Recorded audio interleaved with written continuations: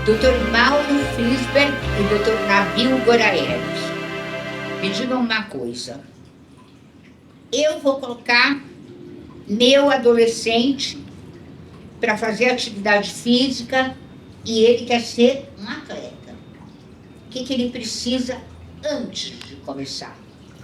Bom, é importante sempre lembrar que existem muitas situações que as crianças não sabem, porque elas não praticam esporte. Se vai praticar esporte já competitivo, federado, é importante saber as condições clínicas delas, principalmente cardiológicas, porque você vai exigir do coração também bastante coisa. E o que a gente tem visto, nós fizemos a diretriz brasileira, e o que nós pensamos? O Brasil é muito grande, não é São Paulo capital, é tudo. Então, não adianta eu mandar fazer teste ergométrico, ecocardiograma, um Amapá, uma cidade. Então, nós vamos ver, básico, qual que é? Uma consulta clínica, que veio do pediatra dele, vamos fazer uma avaliação cardiológica, com um eletrocardiograma, é o mínimo. E os exames de sangue, para ver se ele tem anemia, se tem alguma coisa alterada, no sentido, se ele tem diabetes, se não tem, coisas básicas. E aí, então, é importante para a gente começar por aí. Quando ele ganhar mais altura e peso com o tempo, aí nós vamos fazer os exames. E isso a FIFA soltou agora uma diretriz mundial, na opinião da FIFA, que a partir dos 12 anos de idade, todo indivíduo que quer praticar futebol profissional tem que passar por uma consulta clínica e um eletrocardiograma. Mais nada. Se encontrar alguma alteração, faz o ecocardiograma e aí segue os exames que o médico considera importantes. Então, basicamente, uma consulta clínica dirigida para quem vai fazer atividade esportiva e um eletrocardiograma. E daí passar um nutrólogo para poder saber que tipo de alimentação. E uma coisa que eu sempre falo, você tem que procurar alguém que te oriente a alimentação, porque você vai precisar de matéria-prima para energia. Não adianta você tomar energéticos, né? Você tem que ter orientação na alimentação, que eu acho que é importante, né, professor? Eu acho que a gente tem que diferenciar um pouco algumas coisas. Eu acho que a pergunta da Isabel, por exemplo, ele quer ser atleta, então ele ainda não é um atleta. Então, nesse momento, ele é um adolescente que faz esporte. Então, ele, na verdade, ele está fazendo um determinado esporte, aparentemente ele é bom naquilo que faz, então ele está querendo se federar, por exemplo, vai entrar num sistema competitivo. Provavelmente ele já tem mais de 12 anos, principalmente para esse tipo de esporte. Esse tipo de paciente, na verdade, ele precisa ser avaliado como um adolescente normal, que tem todas as características dele. Eu vou avaliar a puberdade, vou avaliar o crescimento, vou ver o estado nutricional, vou ver o que ele come, vou ver a qualidade da vida dele na escola, a qualidade de vida dentro do clube e o que ele faz dentro da vida diária. É uma avaliação bem mais holística, a gente chama, né? Hábito de vida. E eu vou avaliar todas as condições que permitam que ele seja um cara que vai se diferenciar naquele esporte. No começo, então, ele precisa fazer os exames de rotina que um adolescente faz numa consulta pediátrica. Ele vai avaliar todo o exame físico, vai avaliar exames laboratoriais quando necessário e a gente vai avaliar uma consulta clínica e um eletro, que é essa conduta que você tem. Que é a mesma conduta que a gente faz quando a gente vai fazer grupos de adolescentes que vão, por exemplo, fazer atividade física na escola. Eles não são atletas, eles são meninos que jogam bola. Por que a gente faz? A gente faz exame clínico, a gente faz uma consulta clínica. Eles não têm condição de fazer eletro para esses meninos. O que a gente faz?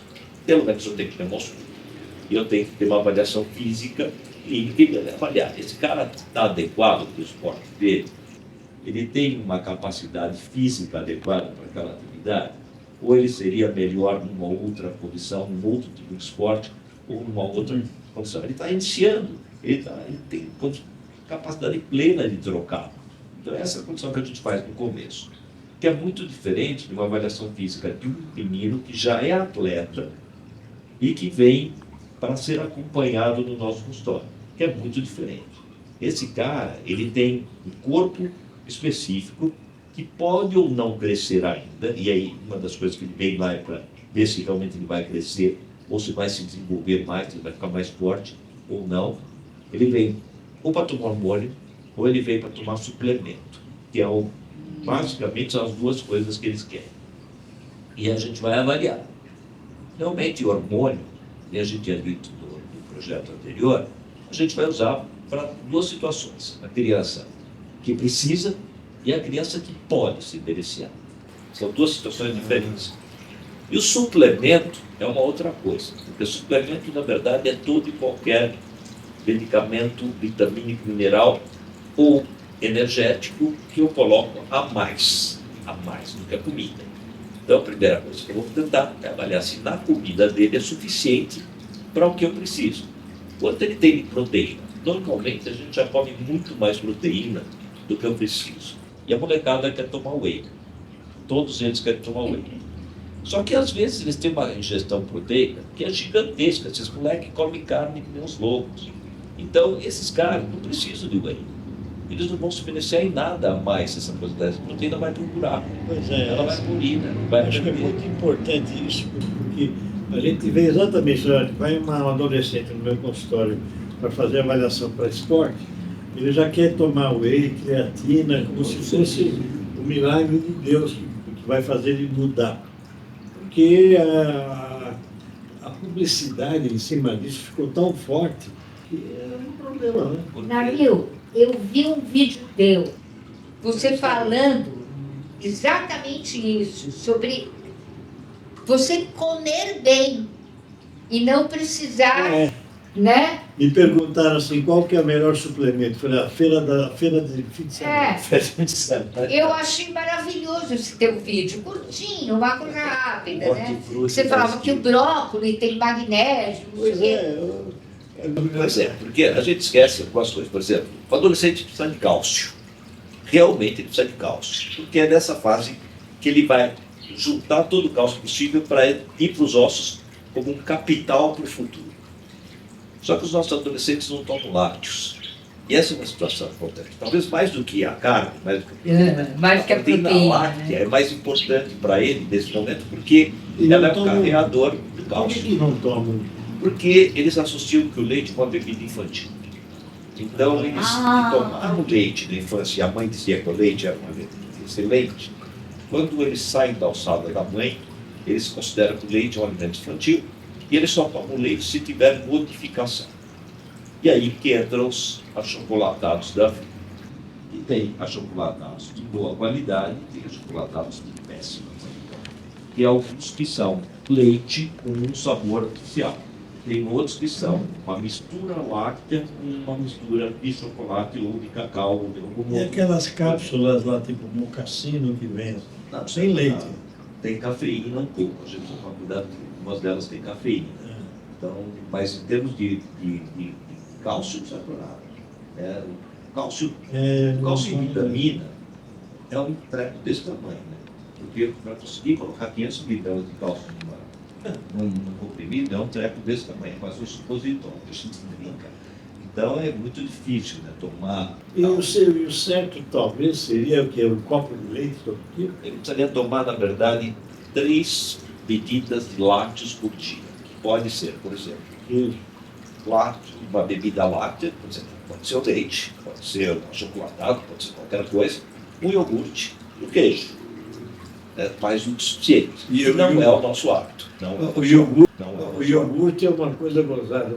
Eu nasci no Líbano. Eu vim para cá pequeno. Meu avô, ele saiu do Líbano, foi para os Estados Unidos, de lá ele veio para o Brasil para fazer uma coisa que ficava um tempo e acabou ficando até hoje. Ele fala assim, coalhada todo dia. Com certeza. Um copo de coalhada. Eu A acostumei. coalhada é excelente.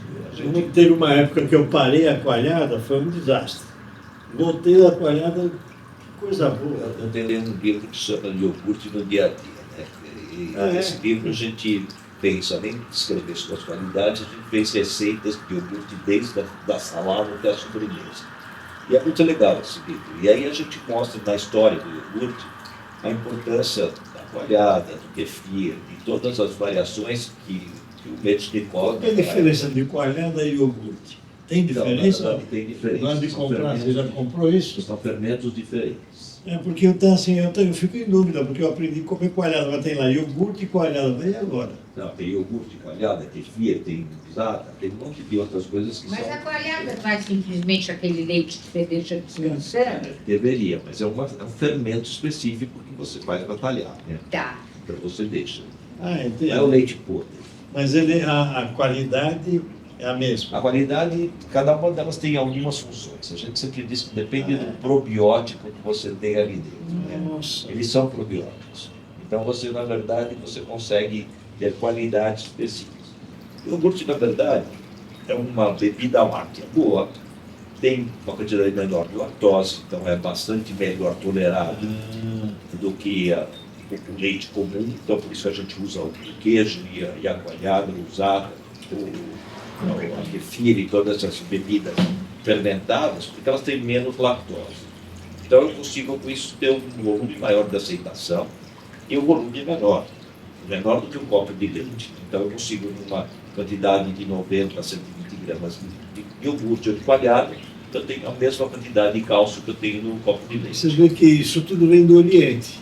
O Oriente que veio para lá, porque lá se costuma, lá era leite de cabra, né? Lá A história do iogurte começa com o cabelo, né? Porque se utilizava para levar o leite de diferentes espécies, se usava uma bolsa feita de estômago do camelo. E o pessoal viu que depois de alguns dias esse leite estava coalhado pelas enzimas gástricas do estômago do camelo. E isso era uma forma de conseguir conservar e que ele durou muito tempo, e com isso ele tinha, além de propriedades benéficas, ele era um produto de conservação do leite, que é muito importante. Interessante isso aí também. Então, agora a gente fica assim, ele passou comigo, passou com você. Ele tem que tomar suplementos? Esse garoto adolescente? Não, se você pensar que suplemento é qualquer suplemento vitamina mineral, por exemplo, se ele tiver uma deficiência de ferro, eu vou dar ferro. Ah, Se ele então você tiver vai uma pesquisar. deficiência de cálcio, eu vou dar cálcio. Se ele tiver uma deficiência de vitamina B12, eu vou dar vitamina B12. Então, eu não vou dar um suplemento por dar suplemento. A gente vai dar especificamente o que ele precisa e qual benefício eu quero obter. Então, é à toa. Então, se eu tenho que dar proteína, para que eu vou dar proteína? Que benefício eu quero? Se eu vou dar uma enzima, eu quero saber que benefício essa enzima tem. Se eu vou dar uma coenzima, eu tenho que saber que aquilo pode ter algum resultado benéfico em velocidade, em endurance, eu posso ter alguma coisa, mas também eu posso perder resistência. Então, cada uma delas eu vou trabalhar pensando no que eu quero e qual é o benefício que eu tenho, não simplesmente dar. E o Isabel, eu estava examinando a molecada lá do futebol e tinha um lá que tinha, que ele me falou, ele tinha a insulina alta e ele não tinha diabetes, mas tinha insulina alta. Então alguém falou para ele que ele tinha que tomar remédio. Tem resistência à insulina. Bom, primeiro, o que é insulina alta? Insulina alta significa que provavelmente o pâncreas está trabalhando mais para poder Isso é segurar comum esses adolescentes que fazem os esporte. adolescentes com excesso de peso. É uma coisa muito mais comum. A síndrome metabólica, na verdade, são algumas alterações: excesso de peso, alterações da composição corporal, modificações metabólicas, por exemplo, aumento da insulina e o aumento do roma, que a gente diz que é essa relação entre a insulina e a glicemia. Esses valores podem ser, primeiro, mais altos durante a puberdade. Então, pode ser que esse menino tenha insulina mais alta porque ele está numa fase pública e não porque ele tem alguma doença. Isso é importante, porque E isso é muito importante. a molecada tem muito medo disso E aí. muitos médicos não lembram que existe um aumento bastante grande da insulina, junto com o glucagon, junto com uma série de outros hormônios que são típicos da puberdade. Só que aumenta o roma. E o roma chega a ficar números mais altos. O pessoal lá da escola, enfim, por exemplo, gostaria que fosse bem mais baixo o valor de corte, porque estão pensando em patologia. Mas a gente pensa em fisiologia. A criança está se desenvolvendo. Para desenvolver, ela precisa ter um aumento da insulina. E Se ele o pegar nessa esportista mais fase, ainda. se ele pegar nessa fase de subida, vai subir muito a insulina. O cara vai dar medicação para baixar. Mas ele não precisa fazer nada, apenas fazer o esporte vai fazer dele. esporte, vai baixar. Isso é uma coisa importante porque a gente tem notado que alguns algumas crianças, adolescentes têm esse tipo de... Vai baixar. E os médicos têm medo disso. A gente fica com medo disso. E essa informação eu acho interessante porque não é ficar apavorado, é continuar fazendo. Um glicosíleo metabólico, que é um precursor de processos metabólicos. Não deve comer açúcar, então, essa criança. Não, deve ele evitar. pode comer açúcar desde que ele coma dentro do processo normal. O açúcar não é um alimento que a gente tem que comer Bom, com virou frequência. demônio. O açúcar, A gente pode duas comer. coisas, o glúten e o açúcar viraram Ah, nossos demônios. Você estava preocupado com o seu glúten. Porque você abre o jornal, abre os influencers aí, falam mal do glúten, parece que é um veneno que vem de Deus. A gente pode fazer um programa só de glúten, Vamos fazer. mas de qualquer forma, sim, o glúten é um organismo. Todo mundo associou que nós temos alterações inflamatórias causadas por uma quantidade de proteína estranha, e aí nós temos glúten como o principal elemento agressor, açúcar, que altera normalmente o nosso metabolismo, porque ele pode causar inflamação. Isso existe uma teoria específica que algumas doenças inflamatórias existe uma passagem maior das proteínas intactas e dos açúcares intactos por determinadas links, né, por determinados buracos que nós temos no nosso trato gastrointestinal. E então essas pessoas se beneficiariam da retirada desse elemento. Mas assim, isso é um grupo muito pequeno de pessoas. São as pessoas que têm 2 tipos, que é os intolerantes ao glúten, que é um grupo muito pequeno de pessoas. Intolerância a gente nunca sabe exatamente o que é. E tem os alérgicos, que é uma situação totalmente diferente, que é o paciente celíaco. Não tem nada a ver, é um volume microscópico da população. E a meninada deixa de comer para fazer esporte e nós precisamos de substância para fazer esporte. Além do que, o glúten faz parte dos alimentos mais importantes da nossa alimentação, por exemplo. No nosso meio, o pão, com certeza. No nosso meio, a massa. A massa é um grande alimento, principalmente em São Paulo, né, que é essa enorme população de origem italiana. Nós temos que comer massa. Massa faz parte do nosso dia a dia. E é interessante que uma vez examinando o jogador de futebol, a gente viu o triglicérides do jogador no dia seguinte, no valor bem baixo, 30, 40. Falei, não, que eles usam isso como fonte de energia, não é? Eu acredito que você é uma outra coisa, por exemplo, já que você falou de exames alterados no futebol, por exemplo, no esporte, o HDL sobe no esporte. Pois é, ele vai demorar para subir, sobe pouco, sobe 10% mais ou menos, e o HDL é o colesterol bom. Agora é interessante, para ele subir mais, eu vejo mais em mulheres que praticam esporte regular, uma faixa do HDL de 70, 80, em mulheres. Nos homens ele não chega nisso. Agora, E aumentou por causa do esporte, né? Porque era só 30% mais ou menos do colesterol. e os trabalhos mostraram que não baixa muito, aumenta um pouco o HDL, 10%, 20%, 15%. Não faz um efeito tão grande. Tem outros efeitos. O esporte regular, o exercício físico regular, aumentam um trabalho que foi feito, que saiu publicado no JAMA há 25 anos atrás. As citocinas antiaterogênicas aumentam em quem faz esporte. Quer dizer, a doença que provoca obstrução da coronária do cérebro tem menos colesterol para causar essa doença quando você pratica atividades físicas. Não precisa jogar futebol, nem fazer crossfit. O que você faz todo dia, caminhadas. E daí que descobriram que caminhar 30 minutos por dia faz bem 7 dias da semana. Não dá para andar, sobe 3 andares de escada. Não foi uma decisão, vamos dizer assim, emocional, foi trabalho científico que mostrou que faz isso. Eu vou te jogar uma pergunta legal. Você recomenda crossfit para você?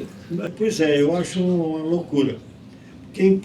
O esporte, para mim, primeira coisa, eu aprendi no tempo que a gente trabalhava com a Isabel, esporte é igual lesão, sempre.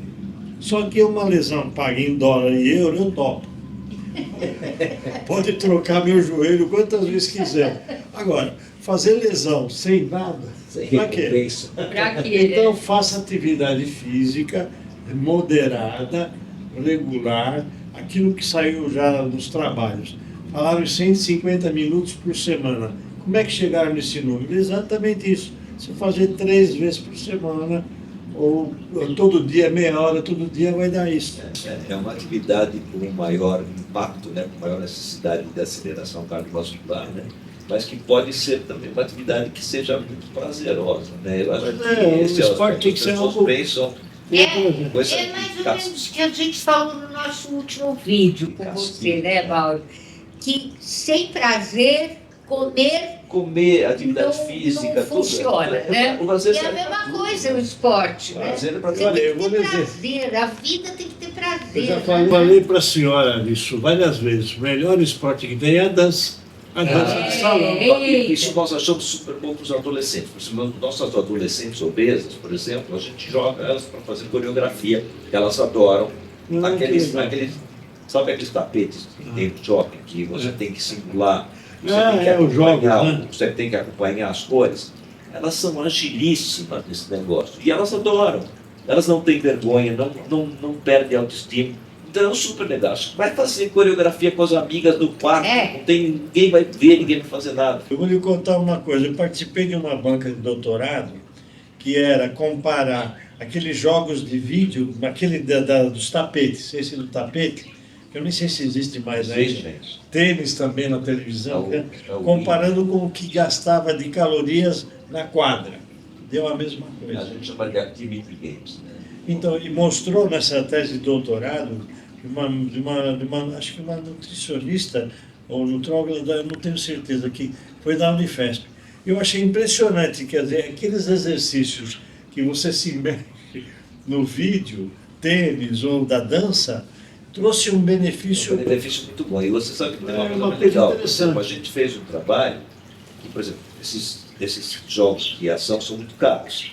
Mas a gente fez, por exemplo, numa escola, em que um monitor, ele ficava na frente da classe, ele estava com um aparelho, então ele jogava, e toda a classe tinha que imitar o mesmo movimento que ele estava fazendo.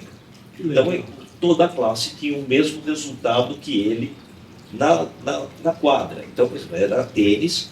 Então, quando ele jogava, fazia um voleio, toda a classe fazia um voleio e todo mundo ganhava, era super legal. E havia uma movimentação extremamente boa.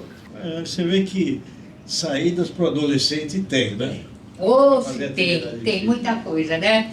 Muito obrigada, Dr. Mauro Fisbeck, Dr. Nabil Gorayev. Muito obrigada, até a próxima. When I grow too old to dream, I'll have you to remember.